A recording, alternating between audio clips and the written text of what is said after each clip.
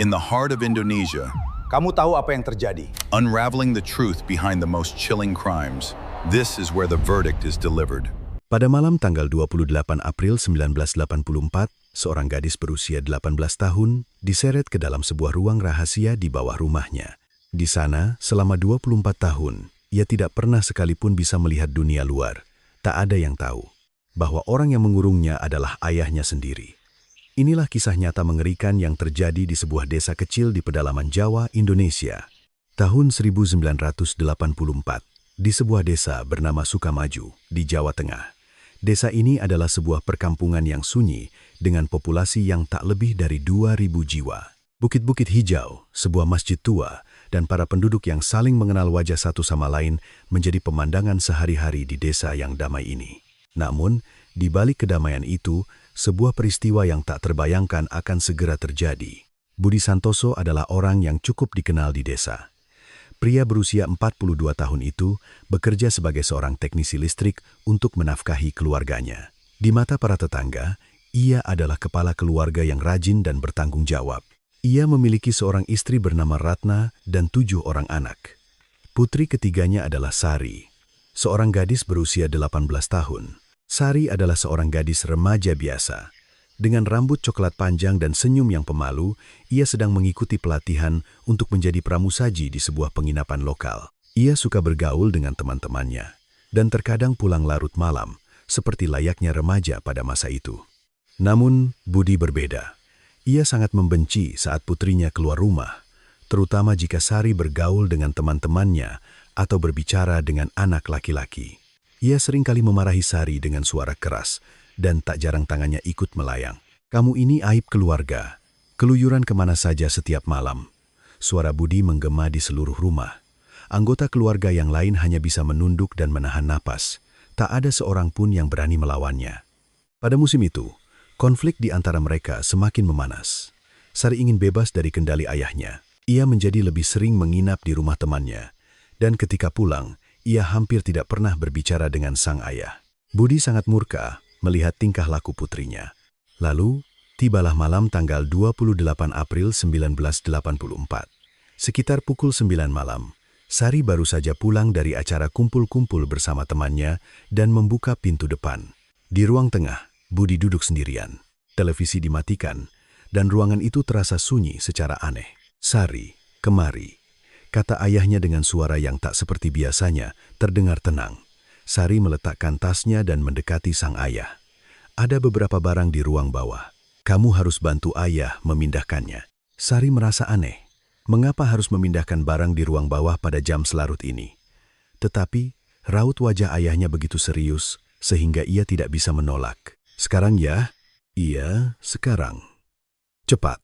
Budi bangkit lebih dulu dan membuka pintu menuju ruang bawah tanah. Tangga kayu membentang ke dalam kegelapan. Sari mengikutinya dari belakang. Semakin menuruni tangga, udara terasa semakin dingin, dan bau apek serta jamur menusuk hidungnya. Ruang bawah itu adalah sebuah ruangan yang dibangun di bawah fondasi rumah. Perabotan tua dan kardus-kardus bertumpuk di sana-sini. Budi berjalan ke sudut paling dalam, lalu mendorong sebuah rak buku tua yang bersandar di dinding.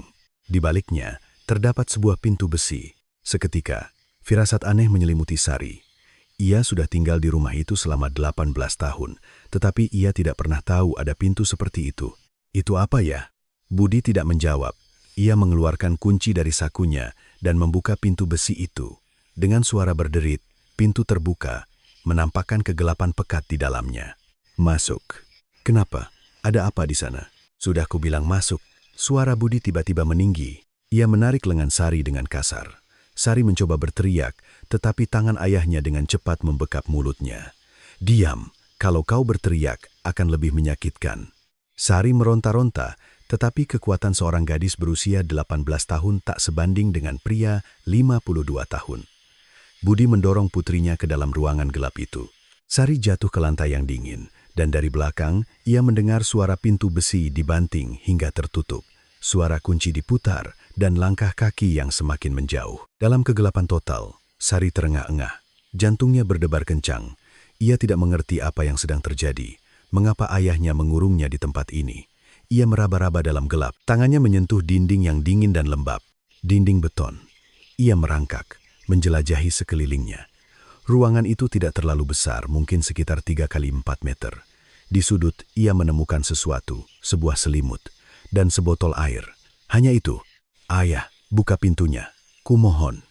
Sari menggedor-gedor pintu besi sambil berteriak. Tapi tak ada jawaban. Ia mulai menangis. Dan malam itu, ia tertidur di lantai yang dingin sambil menggigil. Keesokan paginya, di lantai atas, hari dimulai seperti biasa. Ratna menyiapkan sarapan, dan anak-anak yang lain bersiap-siap ke sekolah. Sari kemana, Bu? Tanya putra bungsunya. Sari. Dia sudah pergi, kata Budi dengan tenang sambil membaca koran. Pergi kemana? Dia bergabung dengan sebuah komunitas keagamaan. Tadi malam dia meninggalkan surat. Ratna menatap suaminya dengan ekspresi tak percaya. Tetapi Budi berkata dengan nada meyakinkan, Sari sudah menemukan jalannya sendiri. Kita harus menghormati pilihannya. Sore itu, Budi menceritakan kisah yang sama kepada warga desa. Di warung kopi, di toko, di depan masjid, ia memasang wajah sedih dan berkata, putri saya telah bergabung dengan sebuah komunitas keagamaan. Ia tiba-tiba pergi dari rumah. Beberapa tetangga mengucapkan kata-kata penghiburan. Anak muda zaman sekarang memang begitu, Pak. Nanti juga akan kembali. Kami akan doakan agar Sari baik-baik saja. Budi mengangguk sambil meneteskan air mata. Sebuah sandiwara yang sempurna. Saat itu, 8 meter di bawah tanah, di balik pintu besi, Sari menghadapi hari keduanya. Ia berpikir jika ia bertahan beberapa hari, ayahnya akan melepaskannya. Ia meyakinkan dirinya bahwa ini hanyalah hukuman, sebuah pelajaran. Tapi pintu besi itu tak kunjung terbuka. Sari belum tahu bahwa kegelapan ini akan berlangsung selama 24 tahun. Selama beberapa hari pertama, Sari terus menangis. Ia menggedor pintu, berteriak, dan memohon. Tapi tak ada yang menjawab. Ruangan di kedalaman 8 meter di bawah tanah itu kedap suara. Di lantai atas, tak satu pun teriakannya terdengar. Pada hari ketiga, pintu besi terbuka. Cahaya yang masuk begitu menyilaukan, hingga Sari harus menutupi wajahnya dengan tangan. Matanya yang sudah terbiasa, dengan gelap terasa sakit seperti ditusuk pisau. Budi menuruni tangga, membawa nampan berisi makanan dan air. Ia meletakkan nampan itu di lantai, dan menatap putrinya. Sudah sadar kau? Sari menangis sambil memegang kaki ayahnya. Tolong, biarkan aku keluar. Aku salah. Aku tidak akan pulang malam lagi. Budi menepis tangan putrinya dengan dingin. Kau adalah aib keluarga ini. Berkeliaran dengan anak laki-laki, minum-minum. Kehidupan seperti itu sudah berakhir. Aku tidak melakukannya. Aku hanya bersama teman-teman. Tutup mulutmu, suara Budi menggema. Sari terkesiap dan terdiam. Kau akan di sini sampai kau bertobat. Aku akan membuatmu menjadi orang yang benar. Lalu ia menutup pintu besi itu lagi. Suara kunci terdengar dan sekali lagi hanya ada kegelapan. Saat itulah Sari sadar, ini bukan hukuman biasa. Ayahnya benar-benar berniat mengurungnya di sini. Seminggu berlalu dan Sari mulai mengenali ruangannya. Bahkan dalam gelap, ia mengingat semua yang bisa dirasakan ujung jarinya. Permukaan dinding yang kasar, lantai beton yang dingin, dan sebuah ember plastik di sudut yang menjadi toiletnya. Budi membuka pintu setiap 2 hari sekali, membawa makanan, nasi, tempe, tahu, terkadang buah atau sepotong daging. Ia juga akan mengosongkan ember dan melemparkan selimut baru, lalu menutup pintu lagi. Hampir tidak ada percakapan. Budi hanya mengucapkan kata-kata seperlunya. Makan, diam, kotor. Sari perlahan-lahan kehilangan indera waktunya. Ia tidak tahu apakah itu siang atau malam. Berapa jam telah berlalu, berapa hari telah lewat. Semuanya menjadi kabur. Ia mencoba menghitung hari dengan menggoreskan kuku di dinding, tetapi ia bahkan tidak yakin harus mulai menghitung dari kapan. Sekitar sebulan kemudian, Sari menemukan sesuatu yang aneh. Di sudut langit-langit ruangan, ada sebuah bola lampu kecil, dan di dinding ada sebuah saklar. Ia menekan saklar itu. Cahaya redup menerangi ruangan. Untuk pertama kalinya, Sari bisa melihat dengan jelas tempat ia dikurung. Dinding beton, langit-langit rendah, dan di sudut, ada sebuah ranjang tua. Di samping ranjang terlihat sebuah rak kecil. Di satu sisi dinding, terpasang sebuah keran air dan wastafel kecil. Semua ini telah disiapkan sebelumnya. Budi telah membangun ruangan ini sejak lama. Ini bukanlah kejahatan impulsif. Ini adalah penyekapan yang terencana. Punggung Sari terasa merinding. Sejak kapan ayahnya merencanakan ini? Berbulan-bulan? Atau bertahun-tahun? Malam itu, Pintu besi terbuka lagi. Budi turun. Tapi kali ini, ia tidak membawa makanan. Ia menatap putrinya. Sari secara naluriah mundur, meringkuk di sudut ranjang. "Ayah, kenapa?" Budi mendekat tanpa kata. Malam itu, mimpi buruk Sari memasuki babak baru. Ia bukan hanya disekap, ia berada di bawah kendali penuh ayahnya. Sejak saat itu, Budi turun beberapa kali seminggu pada malam hari. Hanya dengan mendengar suara langkah kakinya, seluruh tubuh Sari membeku. Suara langkah menuruni tangga, suara kunci dimasukkan ke lubang, suara pintu besi dibuka. Ia mencoba melawan. Awalnya ia meronta, berteriak, bahkan menggigit. Tapi Budi jauh lebih kuat. Dan jika ia melawan, Budi tidak akan memberinya makan, menghukumnya dengan membuatnya kelaparan selama berhari-hari. Perlahan, Sari mulai menyerah. Ia belajar bahwa untuk bertahan hidup, ia harus patuh. Ia menangis sendirian, di tempat yang tak seorang pun bisa mendengar. 3 bulan berlalu, Sari merasakan perubahan aneh pada tubuhnya. Mual, pusing, dan menstruasinya berhenti. Ia tahu, ia hamil. Awalnya ia tidak mau percaya. Seorang gadis 18 tahun mengandung anak dari ayahnya sendiri. Ini adalah hal yang tak terbayangkan, tapi perutnya semakin membesar, dan ia tidak bisa menyangkalnya lagi. Sari memberitahu Budi, "Sepertinya, aku hamil." Budi terdiam sejenak, lalu ia mengangguk. "Ya, kau akan melahirkan bayi itu di sini. Bagaimana dengan rumah sakit?" "Dokter, tidak perlu." Sari merasa putus asa. Ia sadar harus melahirkan bayinya di ruang bawah tanah yang gelap ini tanpa bantuan apapun. Beberapa hari kemudian, Budi membawakan selimut, antiseptik, dan sebuah buku kedokteran usang. Hanya itu, pada musim semi tahun 1985, Sari mulai merasakan kontraksi. Awalnya nyeri ringan, tetapi semakin lama semakin kuat. Ia harus menanggung rasa sakit ini sendirian. Setelah 16 jam persalinan, ia melahirkan seorang bayi. Seorang putri. Sari memeluk bayinya yang masih berlumuran darah. Makhluk kecil itu menangis di dekapannya. Pada saat itu, perasaan aneh membanjirinya. Bayi ini lahir dari situasi yang mengerikan, tetapi bagaimanapun juga, ia adalah putrinya. Sari memeluk bayinya erat-erat dan menangis. "Maafkan ibu, nak. Maafkan ibu karena kau harus lahir di tempat seperti ini." Budi turun keesokan harinya dan melihat bayi itu. Ia hanya mengangguk tanpa kata lalu naik lagi ke atas. Beberapa hari kemudian, ia membawakan susu formula dan popok. Sari kini tidak sendirian lagi. Ia memiliki nyawa yang harus ia lindungi. Dan karena bayi ini, ia harus bertahan hidup. Di lantai atas, kehidupan normal terus berjalan. Ratna masih menunggu kepulangan Sari. Terkadang, ia mengosongkan kursi Sari di meja makan dan berdoa, "Ya Tuhan, semoga putriku kembali dengan selamat." Budi akan menundukkan kepala dan berpura-pura ikut berdoa, sementara di sakunya, kunci ruang bawah tanah terasa dingin. Dan 8 meter di bawah tanah, Sari menyanyikan lagu Nina Bobo sambil mendekap bayinya yang baru lahir. Suaranya bergetar, tetapi ia tidak berhenti. Ia ingin membuat bayi ini bahagia, meskipun hanya di dalam kegelapan tanpa seberkas pun sinar matahari. Beberapa bulan telah berlalu sejak kelahiran bayinya. Sari kini telah menjadi seorang ibu. Di dalam ruang bawah tanah yang sempit, rutinitas mengganti popok, memberi susu formula, dan menidurkan bayi terus berulang. Namun, semua ini terjadi di dalam kegelapan tanpa seberkas cahaya matahari. Suatu malam, Budi turun membawa sesuatu yang berbeda dari biasanya, kertas dan pena. Ia meletakkannya di depan Sari dan berkata, "Tulis surat." "Surat apa?" "Untuk ibumu. Tulis bahwa kau baik-baik saja." Sari menatap pena itu. Sudah lebih dari setahun ia tidak menulis. Jari-jarinya gemetar. "Aku harus menulis apa?" "Tulis bahwa kau bahagia di komunitas keagamaanmu. Jangan khawatir." "Tulis seperti itu." Sari menatap ayahnya. Tatapannya dingin dan tegas. Ia tahu ia tidak bisa menolak. Dengan tangan gemetar, ia mengambil pena dan mulai menulis. "Ibu, aku baik-baik saja. Di sini adalah tempat yang damai." Budi mengawasinya dari balik bahunya, sesekali memberikan instruksi. Tambahkan juga tentang keyakinan. "Tulis bahwa kau telah menemukan Tuhan." Sari terus menulis kebohongan. Setiap huruf terasa menyakitkan. Tapi ia tidak bisa berhenti karena Budi mengawasinya. Setelah selesai, Budi mengambil surat itu. Ia membacanya perlahan, lalu mengangguk. "Bagus. Sekarang, tanda tangan." Sari menulis namanya. Saat itu, ia sadar bahwa ia sedang berbohong kepada dunia. Ibunya yang membaca surat ini akan merasa lega.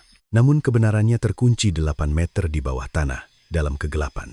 Beberapa hari kemudian, di lantai atas, Ratna menemukan sepucuk surat di kotak pos. Pengirimnya adalah Sari. Tangannya gemetar, hingga ia kesulitan merobek amplopnya. Ia berlari ke ruang keluarga dan membuka surat itu. "Pak, ada surat dari Sari." Budi meletakkan korannya dan mendekati istrinya. Ratna membaca surat itu sambil terisak. "Putri kita baik-baik saja, Pak. Dia bilang dia telah menemukan Tuhan. Dia hidup dengan damai. Lihat kan, apa kataku? Sari sudah menemukan jalannya sendiri." Ratna memeluk surat itu erat di dadanya. Air mata mengalir, tetapi itu bukan air mata kesedihan, melainkan air mata kelegaan. Ia percaya putrinya masih hidup, sehat dan bahagia. Budi menepuk-nepuk pundak istrinya.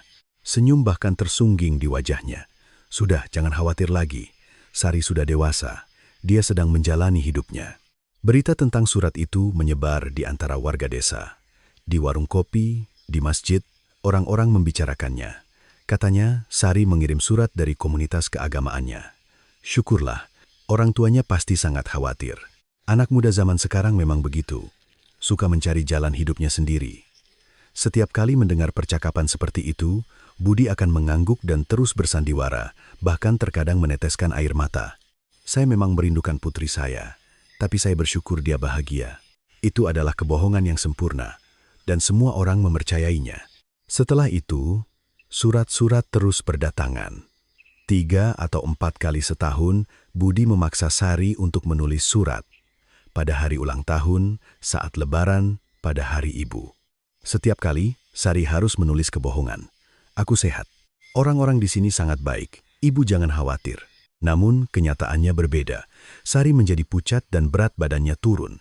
Setelah lebih dari 2 tahun tidak melihat matahari, kulitnya menjadi pucat pasi dan rambutnya kehilangan kilaunya.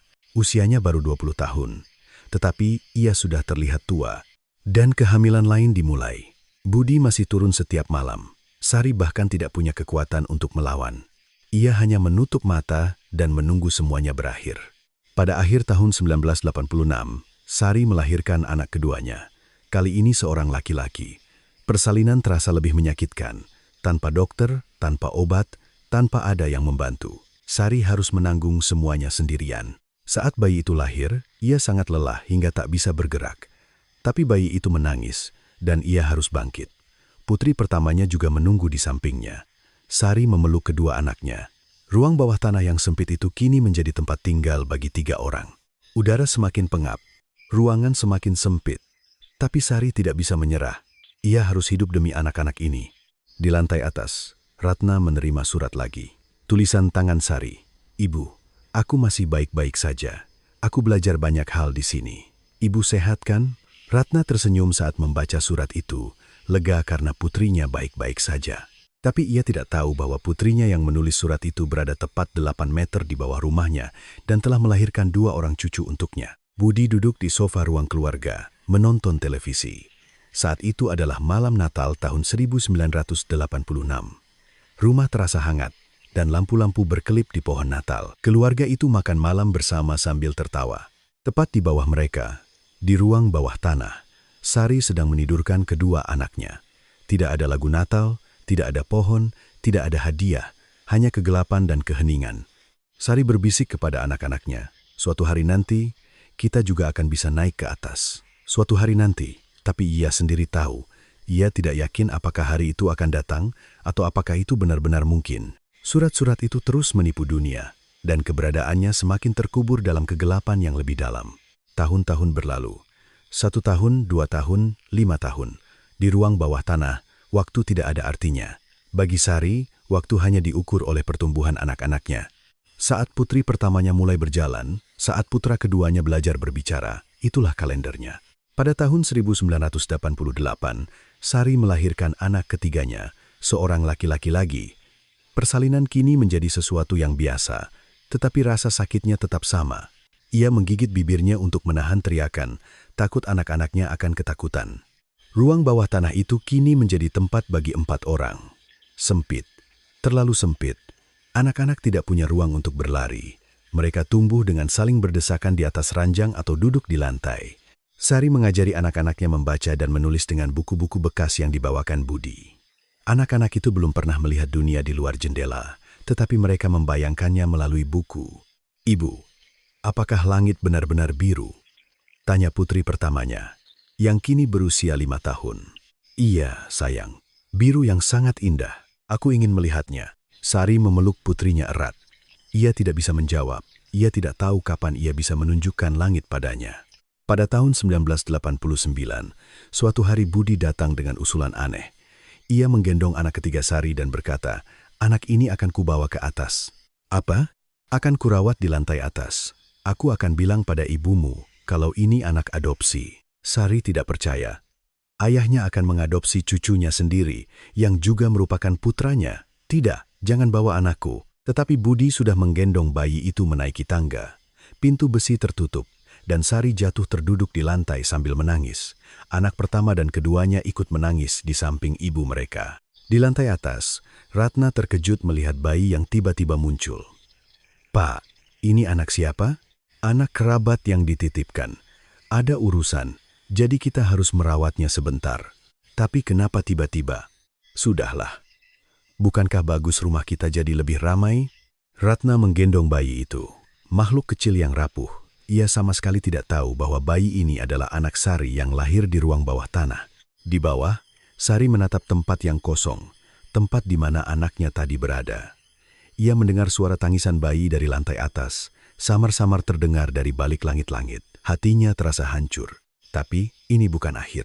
Pada tahun 1990, Sari melahirkan anak keempat, seorang putri. Pada tahun 1992, anak kelima lahir, juga seorang putri. Budi membawa kedua anak ini ke lantai atas juga. Sari melawan, meraung, tapi sia-sia. Ia tidak punya pilihan. Anak-anaknya diambil dari pelukannya satu persatu. Pada tahun 1994, anak keenam lahir, seorang laki-laki. Kali ini, Budi memutuskan untuk membiarkan anak ini tinggal di ruang bawah tanah. Tak ada yang tahu alasannya. Ia hanya memutuskan sesuka hatinya. Kini, Sari tinggal di ruang bawah tanah bersama 3 orang anak. Putri pertamanya, putra keduanya, dan putra bungsunya. 3 anak lainnya tumbuh di lantai atas. Rumah yang sama, dunia yang berbeda. Anak-anak di lantai atas bersekolah, berteman, dan bermain di bawah sinar matahari. Tapi mereka tidak tahu bahwa ibu kandung mereka terkurung tepat di bawah mereka, dan bahwa mereka memiliki 3 saudara kandung lagi. Anak-anak di ruang bawah tanah berbeda. Mereka tumbuh dalam kegelapan sejak lahir. Mereka belum pernah melihat langit atau menyentuh rumput. Dunia mereka hanyalah ruangan seluas 3 kali 4 meter. Putri pertamanya kini berusia 10 tahun. Ia pucat dan kurus. Kekurangan vitamin D karena tidak pernah melihat matahari dan nutrisi yang tidak memadai membuat pertumbuhannya terhambat. Tapi ia membantu ibunya, merawat adik-adiknya, membersihkan, dan membantu memasak. Putra keduanya berusia 8 tahun. Karena lahir di sana, ia bahkan tidak bisa membayangkan dunia lain. Baginya, ruang bawah tanah ini adalah alam semesta. "Ibu, di atas ada apa?" "Ada orang-orang yang hidup. Nenekmu juga ada di sana. Kenapa kita di sini?" Sari tidak bisa menjawab. Bagaimana ia bisa menjelaskannya? Bahwa ayah mereka mengurung mereka, bahwa mereka adalah tahanan ayahnya, itu bukan kata-kata yang bisa diucapkan pada anak 8 tahun. Budi berbohong kepada anak-anak. Setiap kali turun, ia berkata, "Di luar sana ada gas beracun. Kalau keluar, kalian akan mati. Di sini tempat yang aman." Anak-anak mempercayainya. Mereka pikir lantai atas adalah tempat yang menakutkan, jadi mereka tidak mencoba keluar bahkan ketika pintu besi terbuka. Sari tahu kebohongan ini semakin mengurung anak-anaknya dalam penjara yang lebih dalam, tapi ia tidak bisa berbuat apa-apa. Ia merasa jika ia mengatakan yang sebenarnya, anak-anaknya akan lebih menderita. Pada tahun 1996, Sari melahirkan anak ketujuhnya, seorang putri. Di usianya yang ke-29, Sari telah melahirkan 7 orang anak, semua dari ayahnya. Bayi bungsu ini diputuskan untuk dibesarkan di ruang bawah tanah. Kini, ada Sari dan 4 orang anak yang tinggal di sana. Ruangan itu semakin sesak. Waktu terus berjalan. 1997, 1998, 1990 demikian. Milenium berganti. Dunia khawatir tentang millennium bug dan merayakan era baru. Tapi di ruang bawah tanah, tidak ada yang berubah. Sari kini berusia 33 tahun, tetapi ia terlihat seperti wanita 50 tahun. Rambutnya mulai memutih, kulitnya pucat, dan punggungnya bungkuk. 16 tahun tidak melihat matahari. Tubuhnya perlahan-lahan hancur. Anak-anaknya juga demikian. Putri pertamanya berusia 13 tahun, tetapi tingginya seperti anak 10 tahun. Putra keduanya menderita asma. Semakin sulit baginya untuk bernapas di ruang bawah tanah yang pengap. Sari berdoa setiap hari, agar seseorang menyelamatkan mereka, agar seseorang membuka pintu besi ini. Tapi tidak ada yang datang. Dunia bahkan tidak tahu mereka ada. Di lantai atas, kehidupan biasa terus berlanjut. Ratna membesarkan anak-anaknya. 3 di antaranya ia yakini sebagai anak adopsi. Budi setiap pagi berangkat kerja dan setiap malam menonton televisi.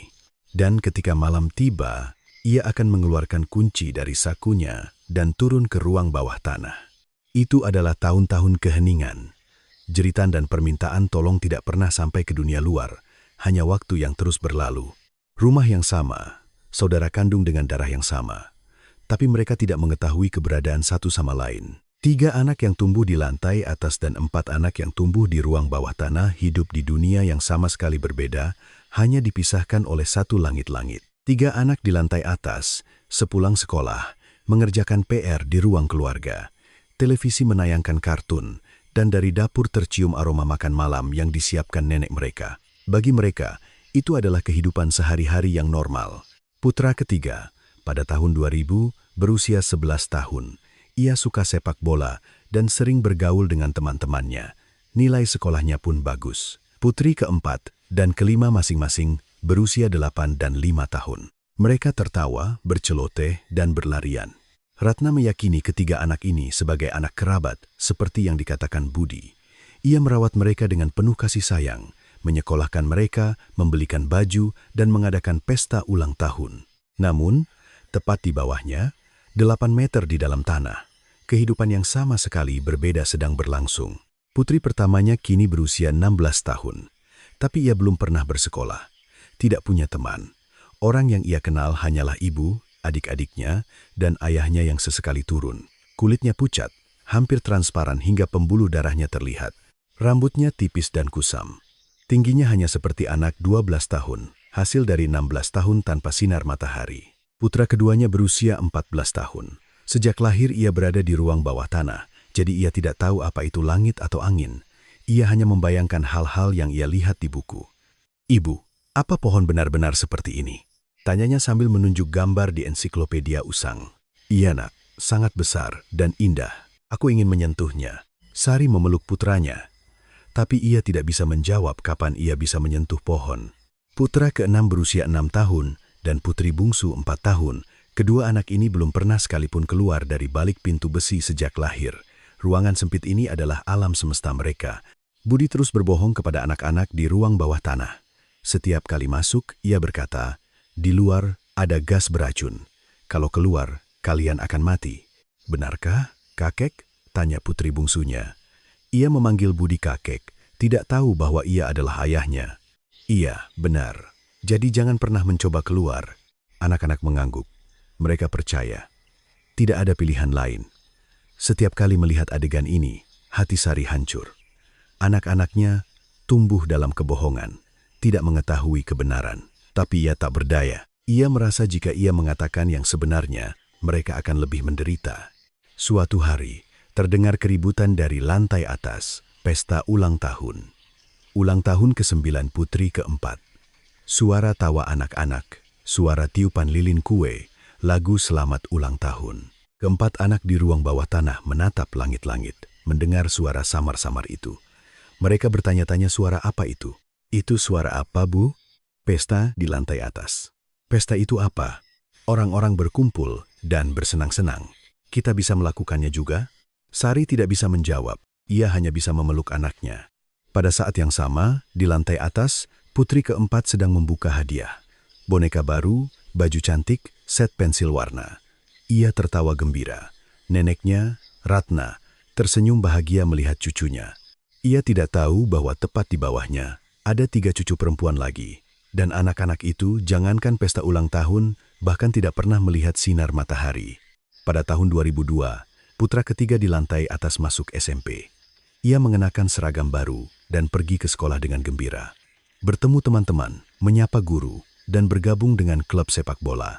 Pada tahun yang sama, di ruang bawah tanah, putri pertamanya berusia 18 tahun, usia dewasa. Tapi itu tidak ada artinya baginya. Ia masih terkurung di ruang bawah tanah, dan dunia tidak mengetahui keberadaannya. Budi kini berusia 66 tahun. Tapi ia masih turun ke ruang bawah tanah, masih mengendalikan Sari dan mengancam anak-anak. Selama 24 tahun, kejahatannya terus berlanjut. Suatu malam, putra keduanya bertanya pada Sari, "Ibu, kapan kita bisa keluar?" "Nanti, kalau kakek bilang sudah aman." Kalau gas beracunnya sudah hilang, Sari mengangguk. Kebohongan. Tidak ada gas beracun. Tapi ia tidak bisa mengatakan yang sebenarnya pada putranya. "Tapi Bu, kenapa kakek tidak apa-apa? Kakek kan ada di lantai atas." Sari terdiam sejenak. Pertanyaan putranya tajam. Anak laki-laki 14 tahun itu sudah mulai merasakan ada yang aneh. "Kakek minum obat khusus. Kenapa kita tidak minum obat itu? Itu hanya untuk orang dewasa." Putranya tidak bertanya lagi, tapi tatapan matanya penuh keraguan. Seiring waktu, anak-anak di ruang bawah tanah semakin lemah. Udara pengap karena ventilasi yang buruk dan kelembapan tinggi membuat jamur tumbuh di dinding. Asma putra keduanya semakin parah, dan putri bungsunya sering demam. Sari memohon pada Budi, "Anak-anak sakit, tolong bawa mereka ke rumah sakit." "Tidak bisa, kalau ke rumah sakit semua akan terbongkar. Kalau begitu, setidaknya berikan obat." "Urus saja sendiri," Budi berkata dengan dingin dan menutup pintu besi. Sari merasa tak berdaya. Ia tidak punya kuasa apapun, tidak bisa merawat anak-anaknya, tidak bisa membawa mereka keluar. Ia hanya bisa memeluk mereka dan mengompres dahi mereka dengan kain basah. Pada tahun 2005, ketika putri pertamanya berusia 21 tahun, ia berkata pada ibunya, "Ibu, aku tahu." "Tahu apa?" "Tidak ada gas beracun." Kakek berbohong. Sari menatap putrinya. Putrinya yang kini sudah dewasa.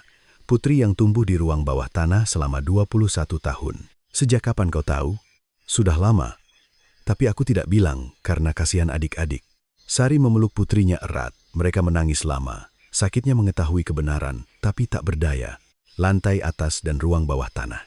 7 saudara kandung yang tinggal di rumah yang sama. Tapi mereka hidup di dua dunia yang seolah tak akan pernah bisa bertemu. Dan waktu terus berjalan.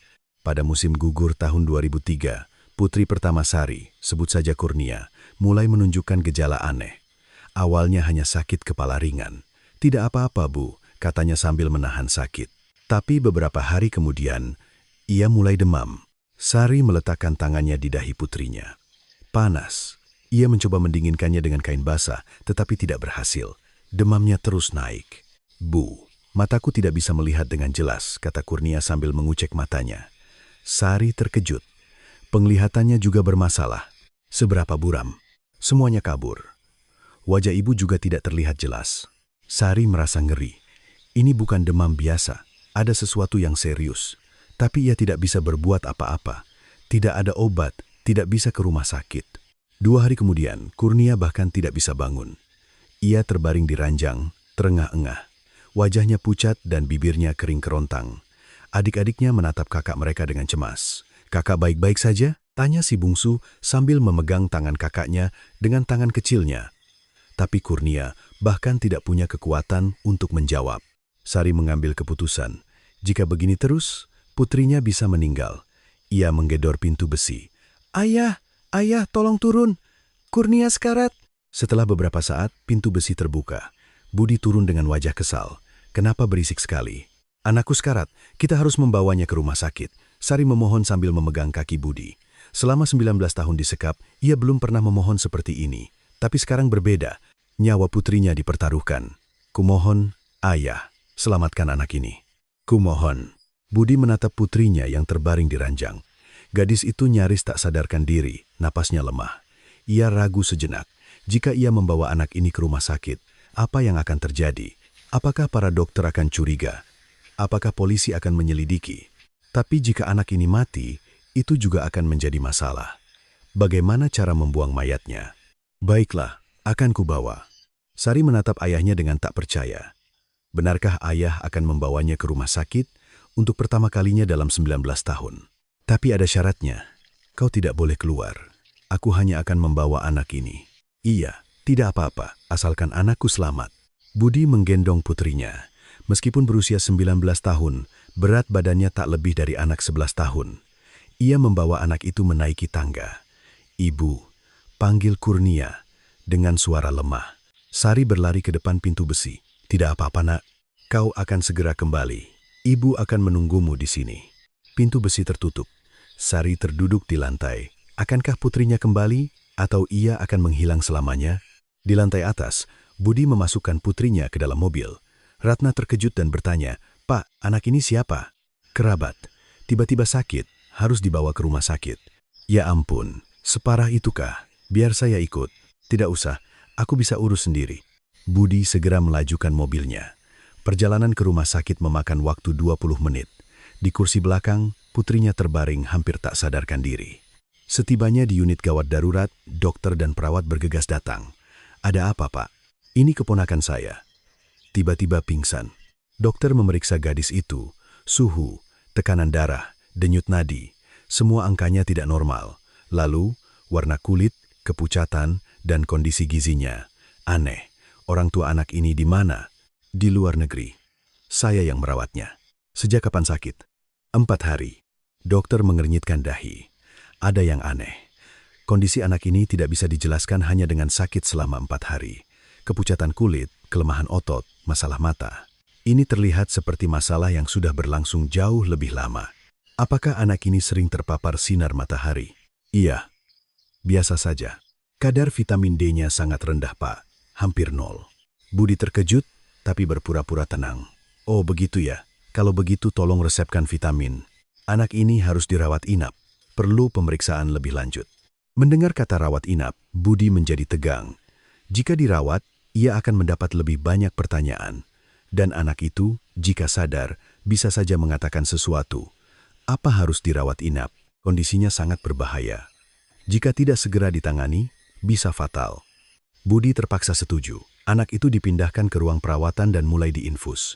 Dokter terus bertanya, "Tolong berikan kontak ibunya. Kami butuh persetujuan wali." "Tidak bisa dihubungi sekarang. Dia di luar negeri." "Kalau begitu, setidaknya nomor teleponnya." Budi asal menyebutkan nomor, tentu saja palsu. Saat perawat menusukkan jarum infus ke lengan Kurnia, ia membuka matanya.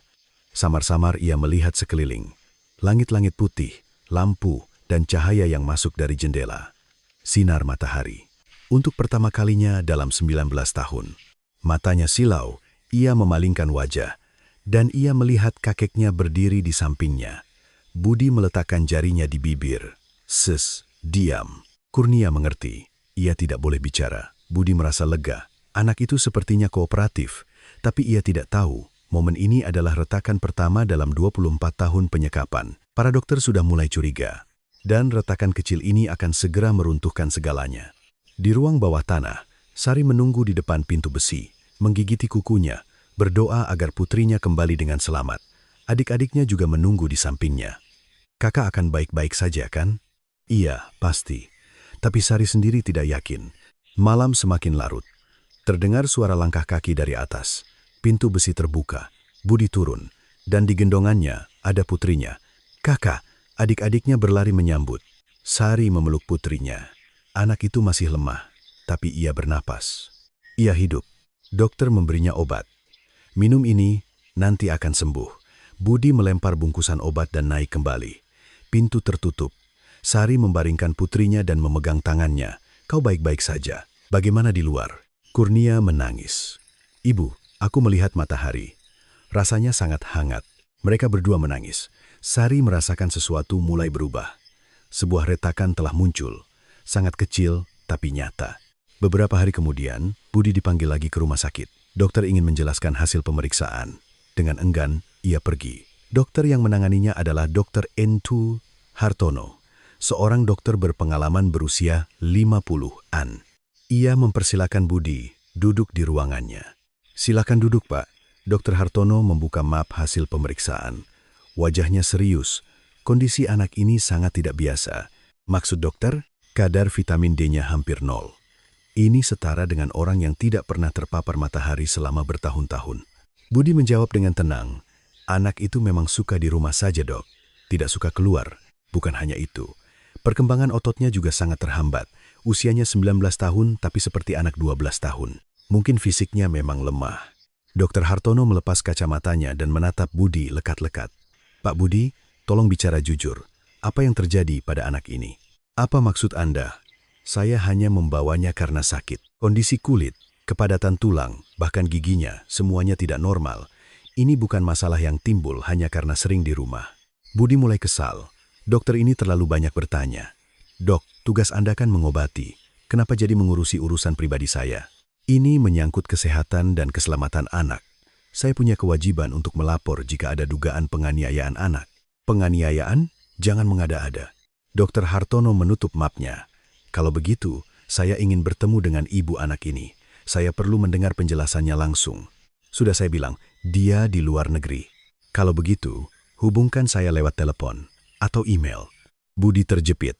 Ibu anak itu tidak ada, atau lebih tepatnya, ada tapi terkurung di ruang bawah tanah. Ia memutar otak. Tunggu, saya punya suratnya. Surat? Surat dari ibu anak ini. Isinya meminta saya untuk merawatnya. Budi merogoh-rogoh sakunya. Tentu saja tidak ada surat. Ah, ketinggalan di rumah. Besok saya bawa. Dokter Hartono menatapnya dengan curiga, tapi ia tidak bisa memaksa lebih jauh. Tidak ada bukti. Baik. Besok bawa suratnya dan juga kontak ibunya. Baik. Budi bergegas keluar dari ruangan. Keringat mengalir di punggungnya. Dokter ini menggali terlalu dalam. Ia harus melakukan sesuatu. Malam itu, Budi turun ke ruang bawah tanah. Tulis surat. Lagi? Iya. Tulis bahwa kau sedang di luar negeri dan menitipkan putrimu padaku. Sari mengerti. Ada masalah di rumah sakit. Ia menerima kertas dan pena. Budi mendiktekan isinya. Sari menulis, saya saat ini berada di luar negeri untuk kegiatan keagamaan. Saya menitipkan putri saya, Kurnia, kepada kakak saya, Budi Santoso. Saya memohon bantuannya untuk perawatan medis terkait kesehatan putri saya. Setelah menandatangani, Budi mengambil surat itu dan naik ke atas. Keesokan harinya, ia membawa surat itu ke Dokter Hartono. Ini surat dari adik saya. Dokter Hartono membacanya dan memperhatikan tanda tangan Sari. Kapan Bapak menerima surat ini? Beberapa bulan yang lalu. Tidak ada stempel pos.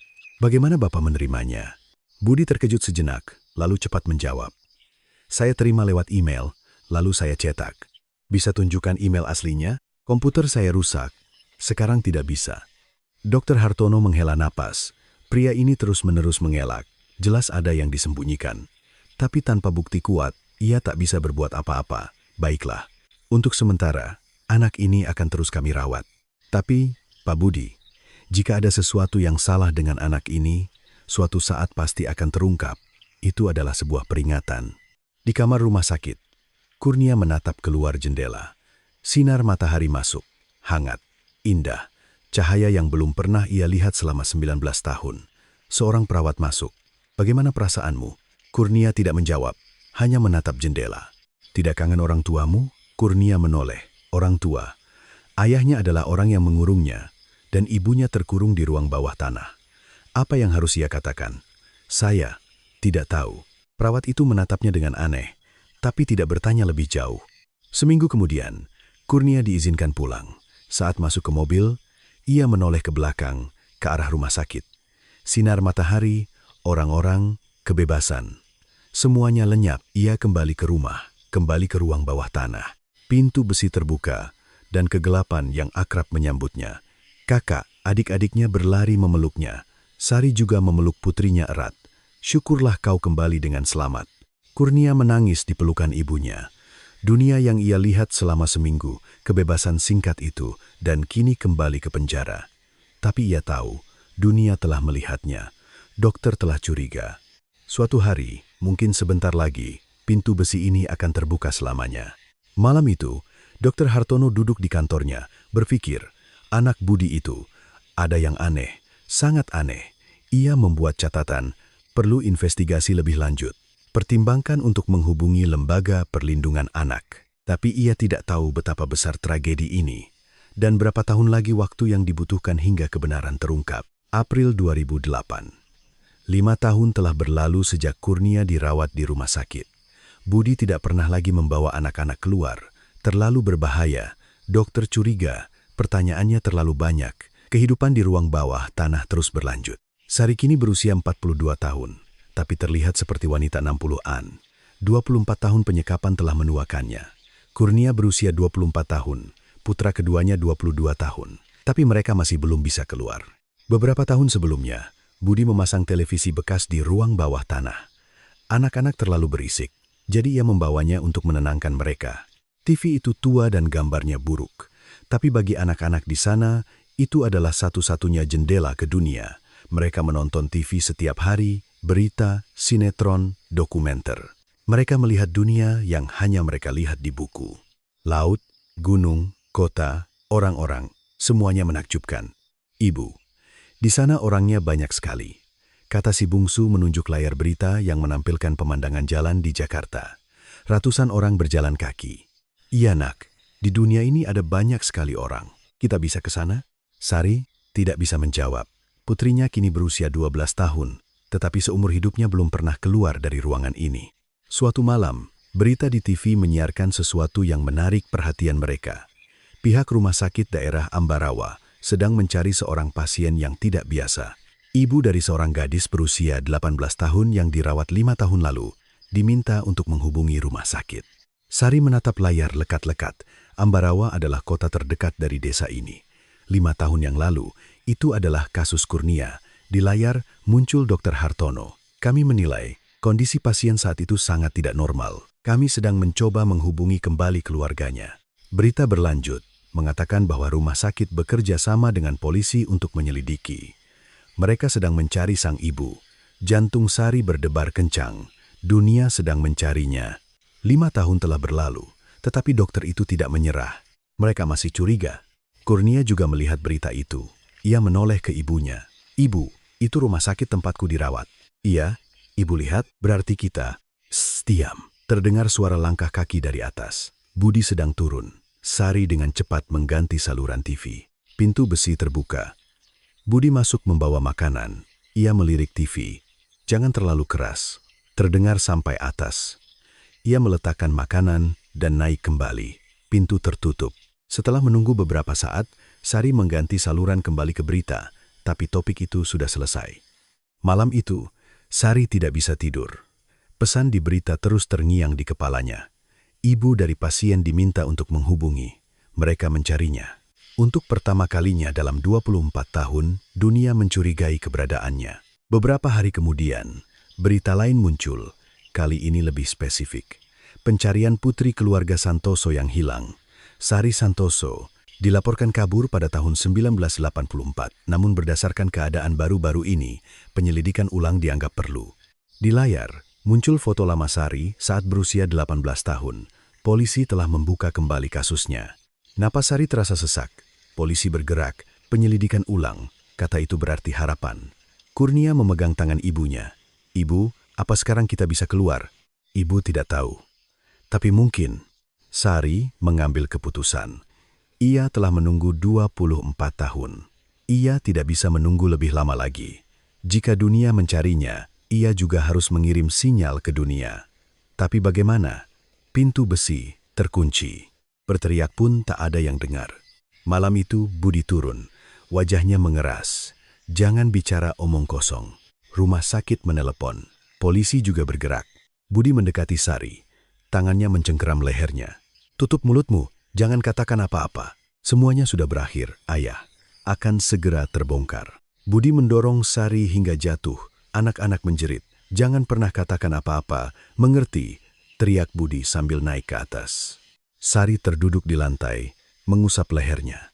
Sakit. Tapi ia tersenyum. Budi ketakutan. Untuk pertama kalinya ia melihat ayahnya gelisah. Ibu tidak apa-apa? Tanya Kurnia. Tidak apa-apa. Ini akan segera berakhir. Benarkah? Iya. Dunia sedang mencari kita. Sekarang kita juga harus merespons. Kita akan menunggu kesempatan. Saat kakek sakit lagi, atau saat seseorang harus ke rumah sakit lagi. Saat itulah kita akan mengatakan yang sebenarnya. Aku takut, ibu juga takut. Tapi sekarang kita harus melakukannya. 24 tahun sudah berlalu. sudah waktunya untuk mengakhirinya. Sejak malam itu, Sari menunggu kesempatan. Ia mengamati berita TV dan gerak-gerik di lantai atas. Suatu hari kesempatan itu akan datang, saat pintu besi terbuka dan ia terhubung dengan dunia. Ia bersiap untuk memecah keheningan selama 24 tahun. Tanggal 19 April 2008, hari itu tiba. Putra bungsunya tiba-tiba pingsan. Anak laki-laki berusia 12 tahun itu tiba-tiba kejang dan jatuh ke lantai, mengeluarkan busa dari mulutnya dan matanya terbalik. Sari menjerit, "Anakku sekarat, tolong." Kurnia memeluk adiknya, tapi kejangnya tidak berhenti. Sari menggedor pintu besi seperti orang gila. "Ayah, cepat, anakku sekarat." Budi berlari turun. Ia melihat cucunya tergeletak di lantai, sulit bernapas. "Kita harus bawa dia ke rumah sakit. Sekarang juga." Budi ragu. Ke rumah sakit lagi berarti lebih banyak pertanyaan. Tapi anak itu benar-benar sekarat. "Baiklah, ku bawa." Saat Budi hendak menggendong anak itu, Sari memegang lengannya. "Aku ikut." "Tidak bisa. Kumohon. Aku khawatir dengan anakku. Biarkan aku ikut. Para dokter akan bertanya lagi di mana ibunya. Kali ini aku harus ikut langsung agar mereka tidak curiga." Budi berpikir sejenak. Kata-kata Sari ada benarnya. "Baiklah, tapi tutup mulutmu. Satu kata aneh saja, kalian semua akan mati." Sari mengangguk. Budi menggendong cucunya dan menaiki tangga. Sari mengikutinya. Untuk pertama kalinya dalam 24 tahun, ia menaiki tangga itu. Ia keluar ke ruang keluarga. Terang. Sinar matahari masuk dari jendela. Sari silau dan menutupi wajahnya. Sinar matahari pertamanya dalam 24 tahun. "Cepat!" teriak Budi. Sari berjalan terhuyung-huyung ke mobil. Dunia terasa begitu terang, begitu luas, kakinya gemetar. Mereka masuk ke mobil, membaringkan si bungsu di kursi belakang. Mobil melaju. Di luar jendela, dunia berlalu. Rumah-rumah, pohon-pohon, orang-orang, semuanya telah berubah. Sari menempelkan wajahnya ke jendela. Air mata mengalir. Tiba di rumah sakit, mereka berlari ke UGD. "Putri saya kejang," kata Sari. Itu adalah kata-kata pertamanya kepada orang lain dalam 24 tahun. Suaranya bergetar. Dokter mulai memeriksa anak itu. Budi mengawasi Sari dari koridor. "Anda walinya?" tanya dokter kepada Sari. "Ya, saya ibunya." Dokter menatap Sari dengan saksama. Usia 42 tahun tapi terlihat seperti 60. Pucat, rambut memutih, punggung bungkuk. "Kapan gejalanya mulai?" "Tiba-tiba hari ini." "Apakah anak ini sehat sebelumnya?" Sari tidak bisa menjawab. "Sehat. Anak yang tidak pernah melihat matahari dan makan seadanya. Dia agak lemah." Dokter melihat hasil pemeriksaan dan terkejut. Kadar vitamin D anak ini hampir nol. Status gizinya juga parah. Apakah anak ini jarang terpapar matahari? Sari menggigit bibirnya. Haruskah ia mengatakan yang sebenarnya? Sekarang, saat itu, terdengar keributan dari koridor. Polisi. 2 orang petugas mendekati Budi. "Pak Santoso, ada beberapa hal yang ingin kami tanyakan." Budi panik. "Ada apa?" "Kami sedang menyelidiki catatan rumah sakit 5 tahun lalu, dan juga tentang Sari Santoso yang hilang." Sari menahan napas. Polisi telah datang. Dunia bergerak. Budi menatap Sari dengan tatapan mengancam. "Tutup mulutmu atau semua mati." Tapi Sari telah memutuskan. Ia sudah menunggu 24 tahun. Sudah waktunya. Dengan kaki gemetar, ia berjalan ke koridor. "Maaf, ibu ini siapa?" tanya seorang polisi. Sari menarik napas dalam-dalam dan berkata, "Saya Sari Santoso, yang hilang pada tahun 1984. Dan selama 24 tahun, saya dikurung oleh pria itu." Sari menunjuk Budi. "Dia ayah saya. Dia yang mengurung saya di ruang bawah tanah selama 24 tahun. Polisi segera menangkap Budi. "Omong kosong, perempuan ini gila," teriak Budi sambil meronta. Sari terus berbicara. Suaranya bergetar tapi tidak berhenti. "Saya dikurung saat berusia 18 tahun. Di sana saya melahirkan 7 orang anak. Semua anak dari pria itu. 3 dari mereka ada di lantai atas. Dan 4 lainnya masih terkurung di ruang bawah tanah." Koridor rumah sakit menjadi hening. Perawat, dokter, pasien, semua berhenti. Seorang polisi mengeluarkan radio panggilnya. "Pusat, situasi darurat. Segera kirim unit ke Jalan Mawar nomor 40, Desa Sukamaju. Kasus penyekapan anak." Sari terduduk di lantai. Seluruh kekuatannya hilang. Kebenaran yang ia pendam selama 24 tahun akhirnya terungkap. "Anak-anak saya, tolong selamatkan mereka. Masih ada 3 di ruang bawah tanah." Jangan khawatir, Bu. Tim penyelamat sudah menuju ke sana. Budi di borgol. Ia menatap Sari dengan penuh kebencian, tapi ia tak punya kekuatan lagi. Sari menatap keluar jendela. Sinar matahari masuk, hangat, cahaya kebebasan. Malam itu, polisi membuka ruang bawah tanah di rumah Budi Santoso.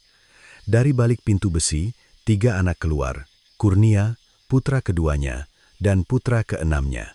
Mereka menutupi mata saat melihat sinar matahari untuk pertama kalinya seumur hidup mereka. Berita menyebar ke seluruh negeri. Wanita yang disekap selama 24 tahun di ruang bawah tanah berhasil diselamatkan secara dramatis. Melahirkan 7 anak, mengejutkan dunia. Ini menjadi salah satu kasus kejahatan domestik terburuk di abad ini. Dunia terkejut. Dan Sari serta ke-7 anaknya akhirnya mendapatkan kebebasan mereka. 24 tahun kegelapan telah berakhir. Maret 2009, persidangan dimulai. Ruang sidang penuh sesak. Budi Santoso, kini seorang pria tua berusia 73 tahun, duduk di kursi terdakwa, matanya tetap dingin dan tanpa emosi. Ia menyangkal perbuatannya. Saya hanya melindungi putri saya. Jaksa penuntut menunjukkan bukti, pintu besi, jejak penyekapan, catatan medis, dan kesaksian Sari serta anak-anaknya. Sari berdiri di mimbar saksi. Dengan suara bergetar, ia bersaksi. Pada 28 April 1984, saya diseret ke ruang bawah tanah oleh ayah saya. Dan selama 24 tahun, saya tidak pernah keluar. Ruang sidang hening. Di sana saya melahirkan 7 anak. Semuanya sendirian. Tanpa rumah sakit, tanpa obat. Anak-anak saya tumbuh tanpa pernah melihat matahari. Pada 19 Juni 2009, putusan dijatuhkan. Terdakwa Budi Santoso dijatuhi hukuman penjara seumur hidup. Tanpa kemungkinan pembebasan bersyarat, Budi tetap tanpa ekspresi. Ia tidak menunjukkan penyesalan sampai akhir. Sari mendengar putusan itu dari kursi pengunjung. Ia tidak menangis, ia hanya mengangguk.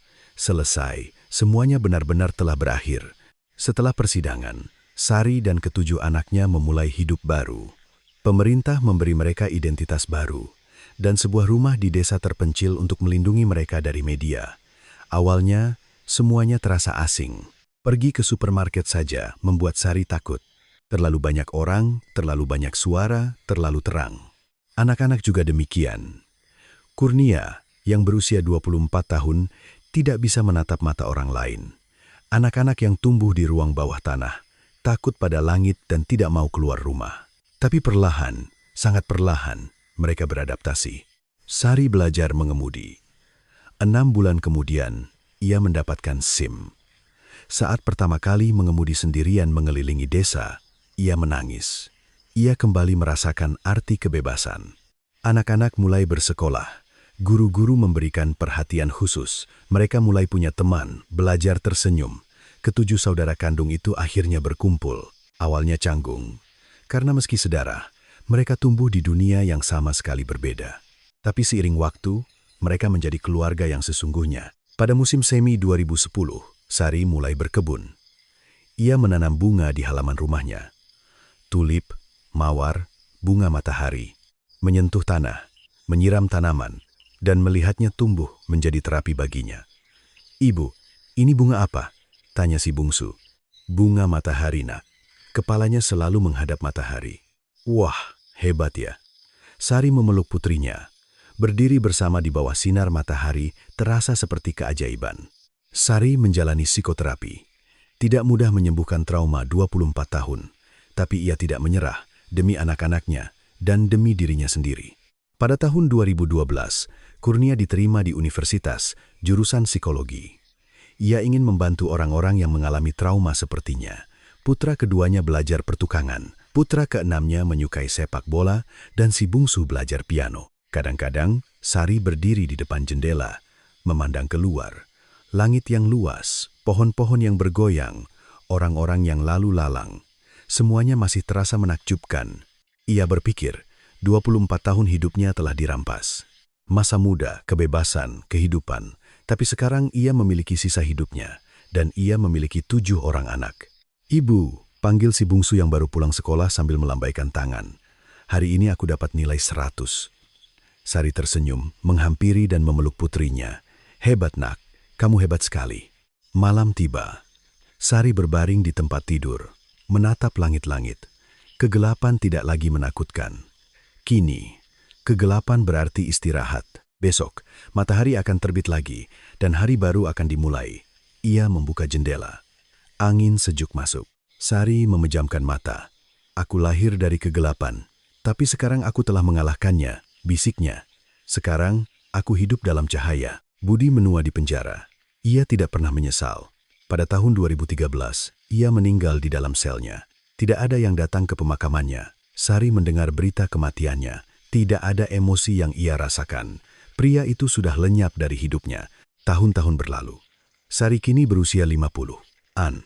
Rambutnya telah memutih sepenuhnya, tetapi wajahnya memancarkan kedamaian. Anak-anaknya semua telah dewasa dan menempuh jalan hidup masing-masing. Suatu hari di musim semi, Sari sedang memandangi bunga matahari di tamannya. Bunga-bunga itu mengangkat kepala mereka ke arah matahari. Seperti dirinya, 24 tahun kegelapan. Tapi, kegelapan itu telah mengajarinya betapa berharganya cahaya. Ia bersyukur setiap pagi saat matahari terbit, dan setiap malam saat bisa melihat bintang. Sari tersenyum, dan ia membuka jendela. Sinar matahari membanjiri ruangan, kehangatan dari kebebasan yang sejati.